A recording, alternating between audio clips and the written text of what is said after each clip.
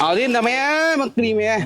จ้า โอ้ยเนาะพี่มึงไปไหนว่าไปเอาเรียมวนขึ้นนั่นมาตายแท้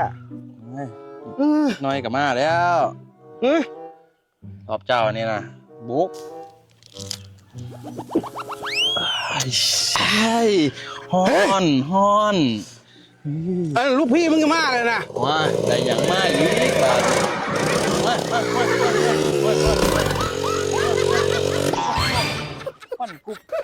เอ้ยไม่นั่งหาเลยเนี่ยไม่นั่งหาเลยเมียเละเลยยังไงมา หมอเพื่อนคน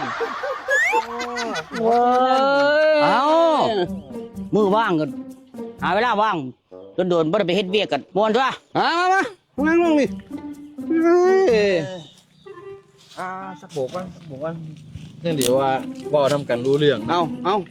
ไปเอาแค่นก็เป็นอย่างนั้น เอ้ามันไก่เนาะ บิดว่า โอ้ยให้ไตอีก มีเวลามันมีวิธีการเป่าแค้น เบาแบบไหน เอาโอ้ยละน้องบ่ดิโอ้ยละน้องเด้อบ่ดิเด้อข่อยจะพาเต้นเด้อบ่ดิเด้อข่อยหมอแค้นเก่าจ้าเพราะว่าข่อยตะกอนข่อยไปรับจ้างหาอันเป่าแค้น ซิมก่อน น้ำบ้านน้ำเมือง ซิมก่อนยังว่ากันรู้เรื่องไหม เฮ้ยบอล โอ้ย เป็นไง เราคนแก่นบ่จ้าเราคนแก่นบ่ตรวจกันเลย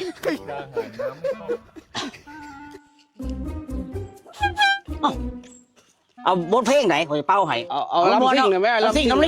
ไปก่อนเนาะเอาเด้อผู้นี้เราก็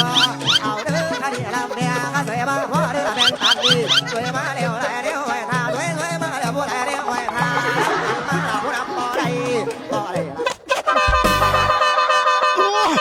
เอาละ ไปยัง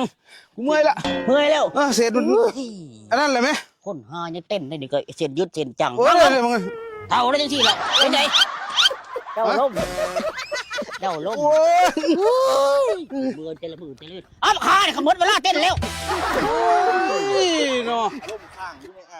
ทางวะเดี๋ยวมึงนากูจะสอนเป่าแค้นให้จ้าผมมีแมงมันกินบ่แมงมันมีบ่ไปเกี่ยวเขาผมมีแมงมันมาฝาก หลายท่าน